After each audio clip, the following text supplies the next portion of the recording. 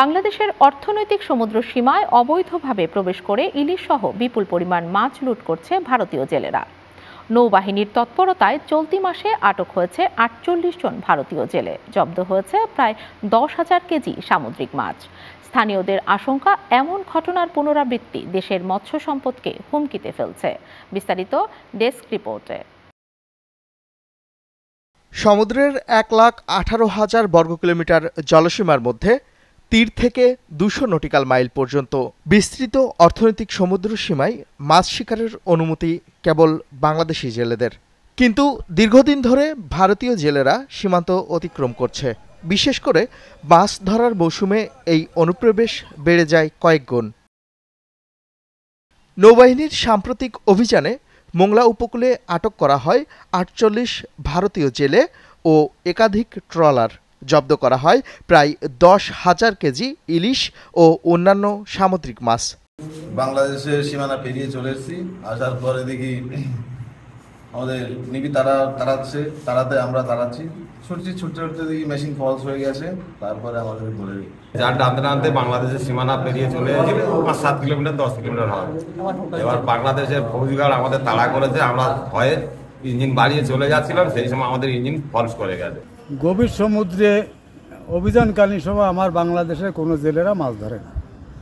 এই মতো অবস্থায় এবছর ইন্ডিয়া প্লাস বাংলাদেশ অভিযানটা একই সাথে পড়াতে আমরা খুব খুশি ছিলাম।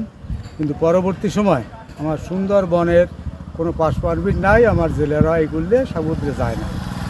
এই সময় ভিতরে দেখা যাচ্ছে ইন্ডিয়ার থেকে যে ট্রলারগুলো ফিশিংগুলো করতে আসে, তারা এসে আমাদের দেশের মাছগুলো ধরে নিয়ে আসছে। স্থানীয় মৎস্য কর্মকর্তারা বলছেন, গভীর সাগরে মাছের প্রাচুর্যের কারণে ভারতীয় জেলেরা সীমানা লঙ্ঘন করছে, যা দেশের সামুদ্রিক সম্পদের জন্য বড় হুমকি। ভারতীয় জেলেরা এই মাছ পাওয়ার সুবিধার্থে, অর্থাৎ বন্ধ থাকার পরপরই যে মাছের প্রাচুর্যতা অনেক বেশি লক্ষ্য করা যায়, এই সুযোগ বা সময়টাকে কাজে লাগায় আসলে তারা অবৈধভাবে আমাদের দেশে প্রবেশ করে। এবং কিছুদিন পূর্বেও আটক করা হয়েছিল। নেভি এবং কোস্টগার্ড এই যে অভিযান তৎপরতা আরো বৃদ্ধি করবে এবং এই তৎপরতা বৃদ্ধির ফলে আমাদের কিন্তু দেশীয় যে মাছ এবং সামুদ্রিক মাছ, এটা আমাদের সংখ্যাটা বাড়তে থাকবে, অর্থাৎ প্রাচুর্যতা বাড়বে।